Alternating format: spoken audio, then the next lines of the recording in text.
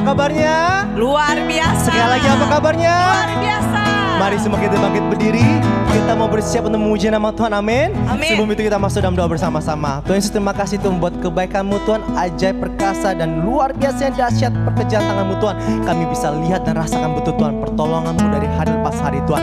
Tuhan Yesus, sekarang kami ingin memuji-Mu Tuhan.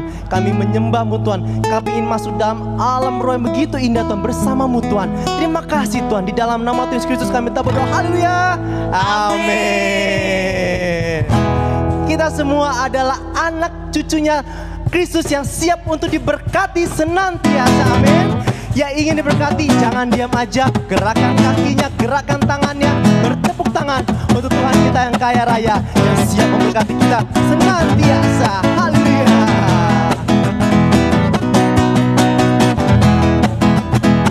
Katakan sama-sama buat Tuhan kita, begitu besar kasih Allah buat kita. Begitu besar kasih Allah pada kita. Diberkatilah anak cucu kita di mana-mana. Tuhan mengubah miskin dan menjadikan kaya, dan merendahkan dan meninggikan. Sekali kita katakan ya, begitu besar kasih Allah, begitu besar. Asik.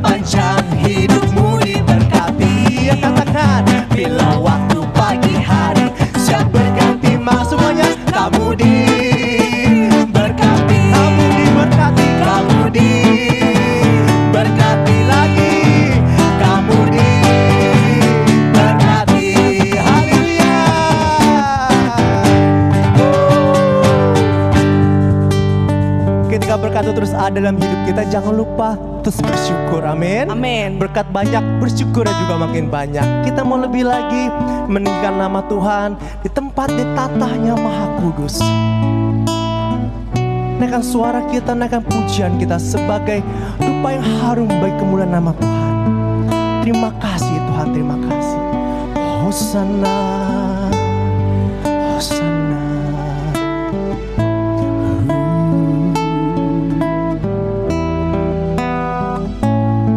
Kami akan ucapan syukur kami Tuhan.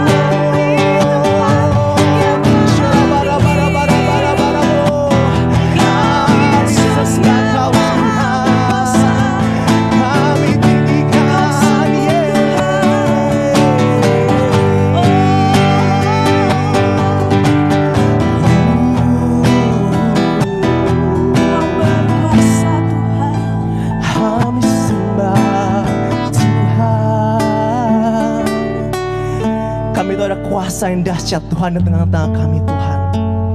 Ada satu kekuatan yang luar biasa mengalahkan apapun Tuhan, yang selalu bersama kami Tuhan, yang kami kenal di dalam nama-Mu Yesus Kristus, yang siap menghancurkan kutuk, yang siap menghancurkan belenggu, segala keikatan dipatahkan dengan dalam nama Tuhan Yesus. Kami proklamasikan Tuhan lebih lagi Tuhan, kami masyurkan Tuhan lebih lagi Tuhan, nama-Mu Tuhan. Haleluya.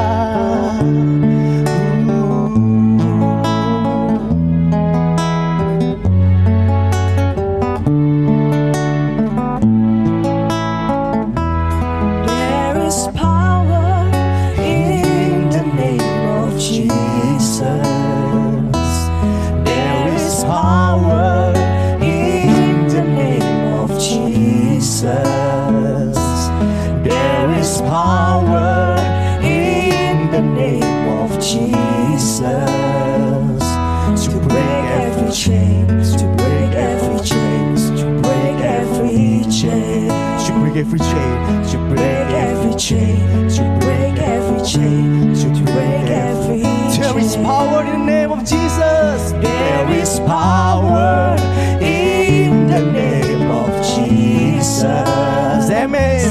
There is power in the name of Jesus. Sama-sama katakan. There is power in the name of Jesus. Chain, to break every chain, to break every chain, Jesus, to break every chain, to break every chain, to break every, sing it out, to break every chain, to break every chain, to break every chain, to break every, oh, there is power.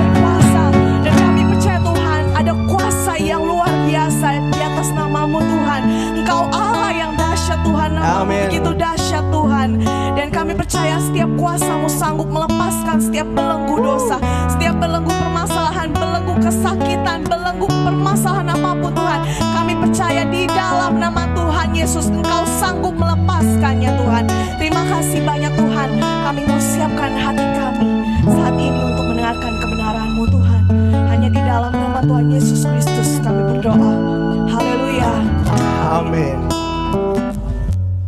Selamat pagi Bapak Ibu, saudara-saudara yang dikasihi Tuhan Yesus Kristus.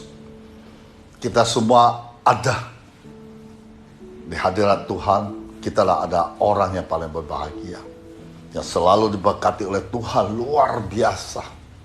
Dan sebentar lagi kita akan mendengar firman-Mu, firman Tuhan yang begitu luar biasa, menguatkan setiap hati manusia.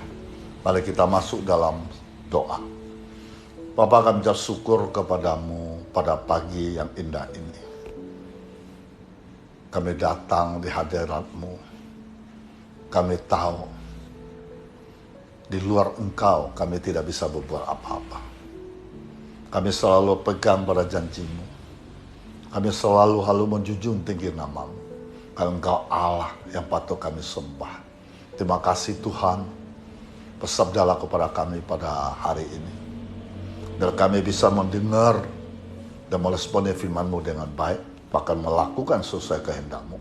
Di dalam nama Tuhan Yesus kami berdoa, haleluya, amin. Oke, Bapak, Ibu, saudara-saudara yang dikasihi Tuhan Yesus Kristus. Tema pada pagi ini adalah pertobatan yang sesungguhnya. Pertobatan yang sesungguhnya. Mari kita baca Yeremia pasal 4 ayat 1-4. Jika engkau mau kembali, hai Israel, demikianlah firman Tuhan, kembalilah engkau kepadaku. Dan jika engkau mau menjauhkan dewa-dewamu yang menjijikkan, tidak usahlah engkau melalikan diri dari hadapanku.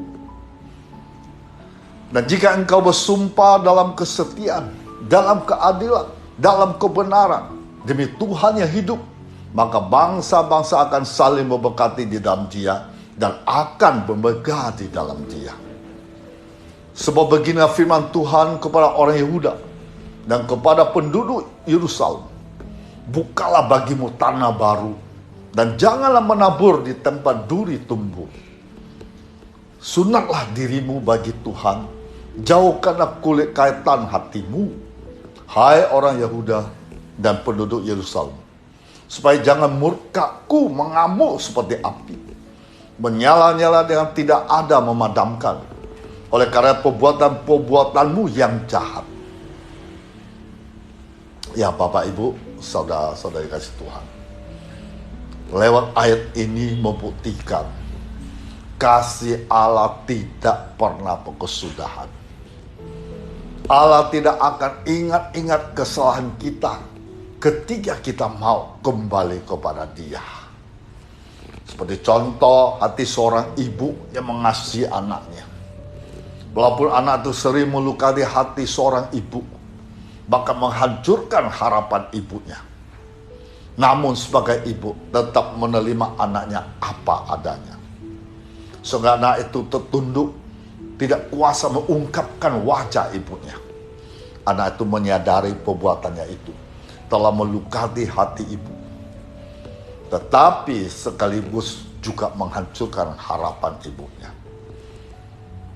Namun ibu tidak kecewa dengan perbuatan anaknya, dan ibu tetap mengaku anak itu tetaplah anaknya. Jadi sebagai anak harus mau bertobat sungguh-sungguh.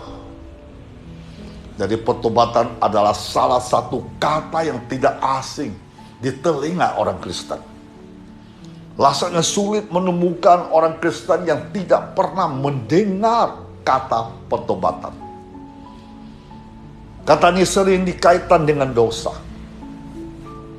Hanya karena pertobatan diartikan sebagai tindakan yang sungguh-sungguh menyesali dosa dan bersedia mengubah sikap hidup.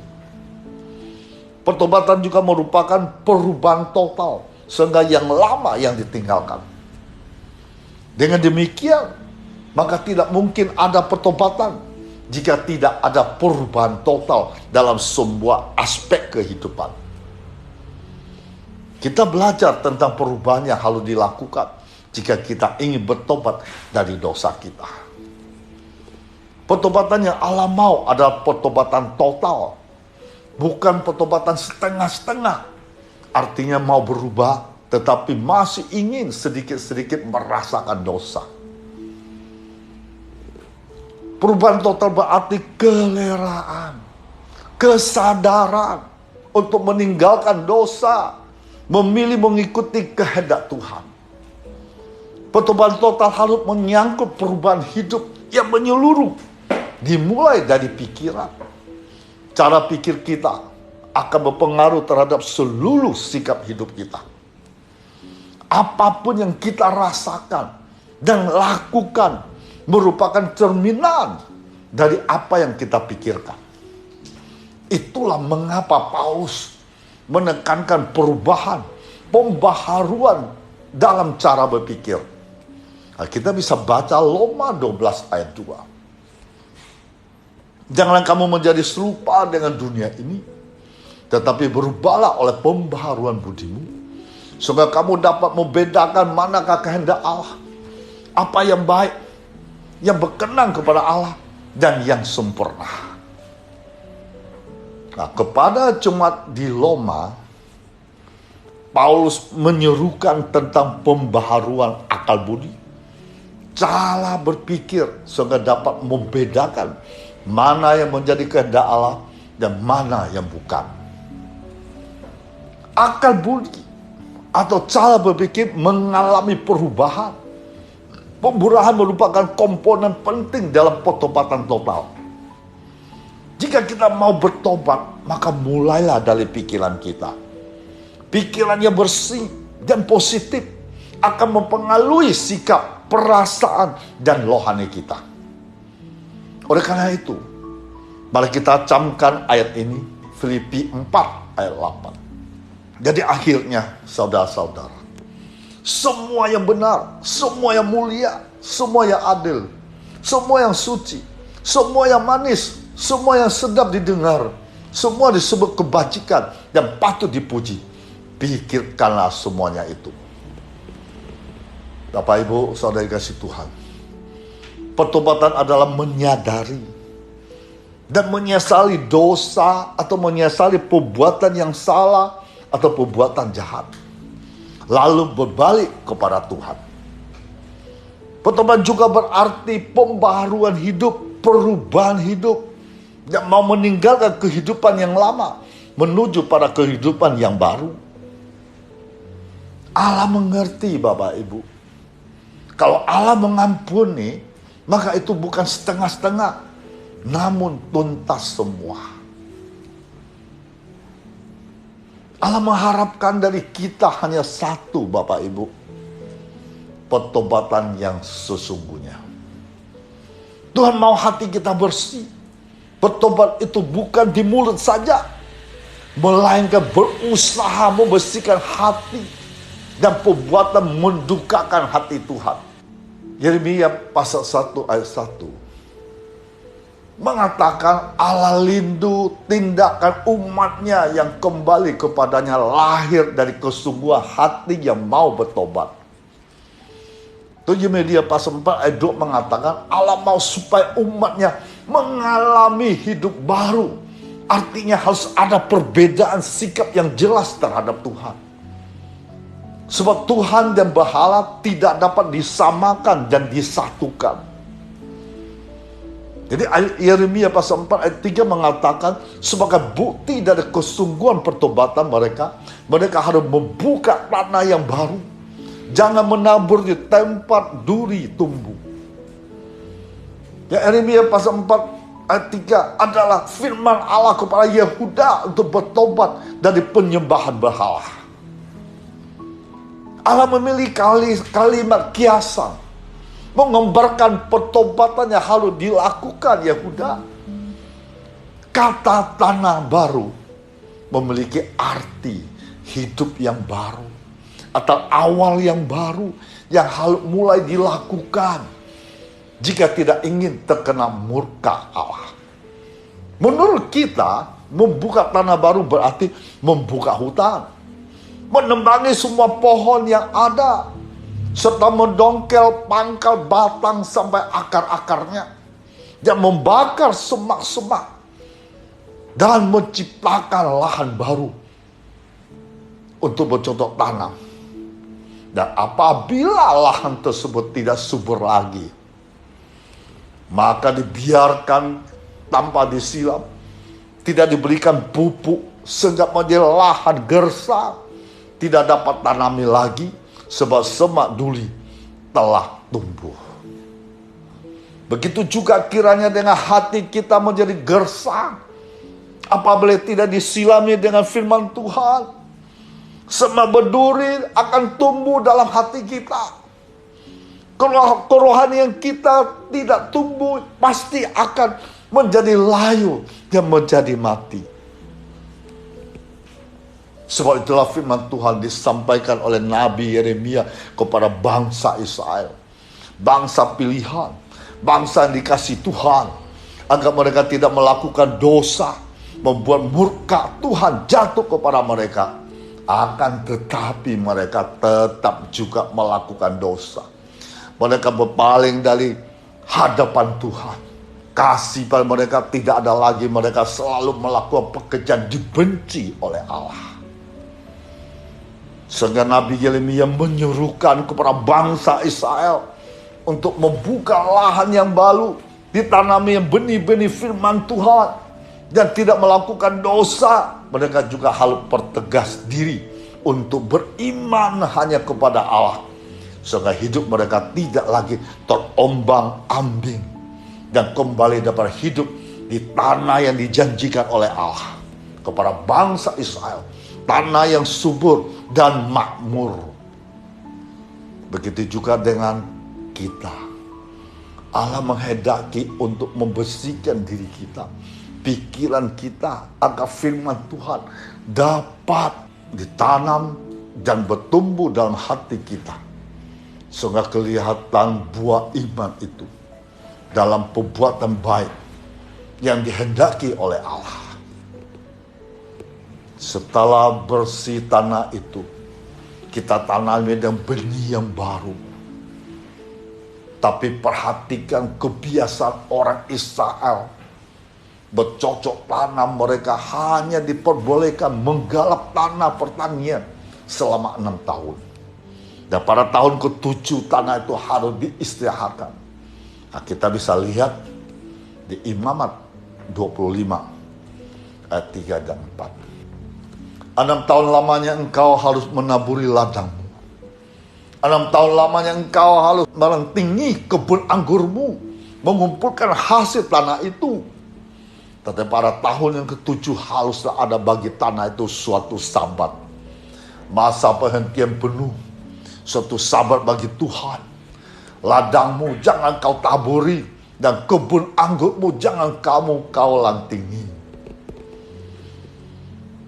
Jadi selama 1 tahun tanah itu dibiarkan begitu saja, tanpa dicangkul, dibaja, ataupun diairi.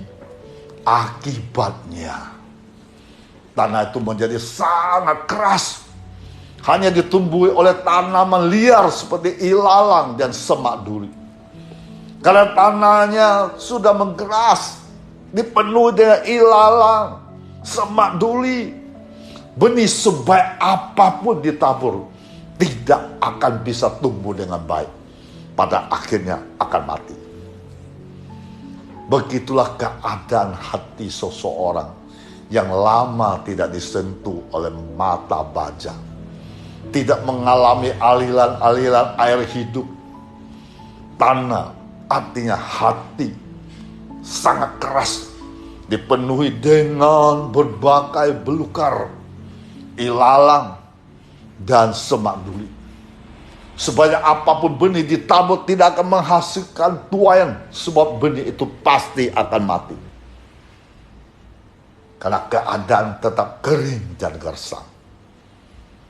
Kerohaniannya tetap saja kerdil, tetap kanak-kanak, tidak pernah bertumbuh seperti peumpama seorang penabur menaburkan benihnya. Kita bisa lihat Lukas pasal 8 ayat 6-7. Sebagian jatuh di tanah yang berbatu-batu, Dan setelah tumbuh, ia menjadi kering karena tidak mendapatkan air. Sebagian lagi jatuh di tengah semak duri. Semak itu tumbuh bersama dan menghimpitnya sampai mati. Nah, ini sangat mengecewakan. Jadi Bapak Ibu saudara kasih Tuhan, pertobatan ialah menyadari, menyesali dosa, menyadari perbuatan yang salah dan jahat, lalu berbalik kepada Tuhan. Pertobatan juga berarti pembaruan hidup, pembaruan total, dan meninggalkan kehidupan yang lama menuju pada kehidupan yang baru. Allah mengerti, kalau Allah mengampuni, maka itu bukan setengah-tengah namun tuntas semua. Allah mengharapkan dari kita hanya satu, yaitu pertobatan yang sesungguhnya. Maka Yeremia 4 ayat 4 diharapkan dari kita satu-satunya pertobatan yang sesungguhnya. Maka yang berbunyi, sunatlah dilemu bagi Tuhan. Jauhkanlah kulit katan hatimu, hai orang-orang Yehuda, penduduk Yerusalem, supaya jangan murkaku mengamuk seperti api, menyala-nyala dengan tiada ada yang memadamkan, oleh karena perbuatan-perbuatanmu yang jahat. Melalui ungkapan ini, Tuhan mau hati kita bersih, mau kita bertobat, menerapkan itu bukan hanya di mulut saja, melainkan berusaha membersihkan hati dari perbuatan mendukakan hati Tuhan. Jadi pertanyaan kita adalah, bagaimana caranya agar hati kita menjadi tanah yang baru, sehingga menjadi tanah yang baik? Nah, Bapak Ibu, yang pertama, supaya hati kita menjadi tanah yang baru, sehingga menjadi tanah yang baik adalah, pertama, kita harus membuang, mematikan tanaman-tanaman liar yang tumbuh di dalam hati kita. Cara pandang kita menggambarkan kehidupan rohani kita. Hati kita harus dijaga setiap hari.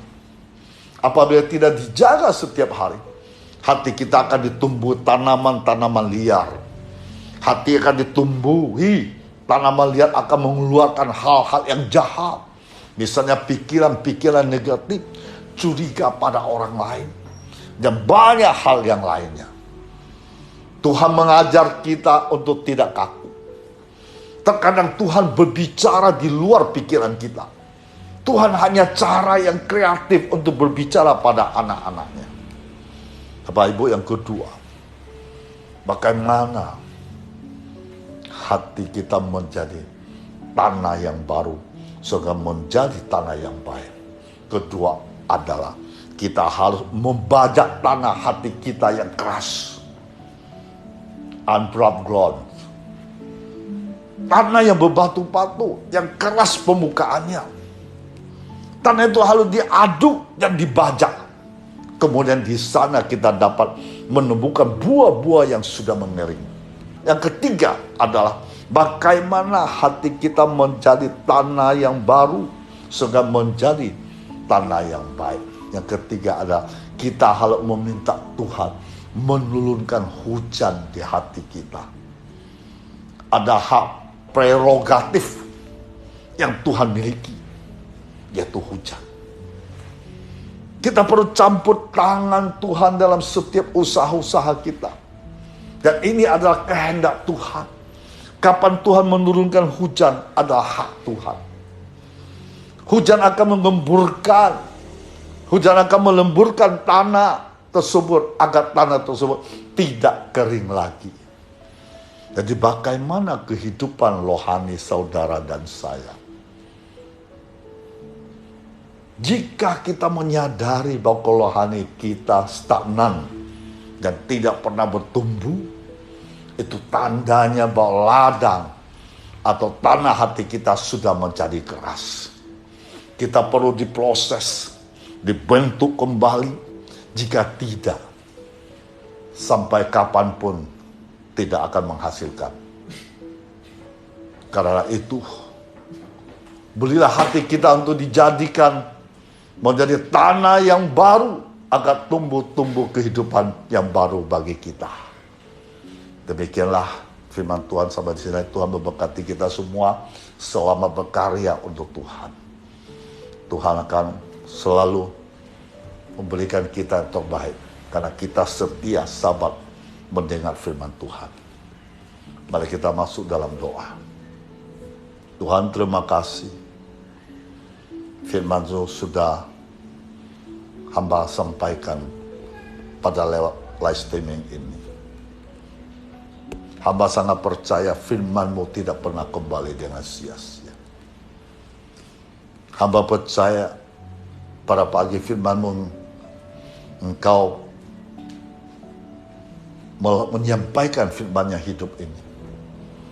Pasti bagi mendengar, pasti ada terpengaruh dalam hidupnya.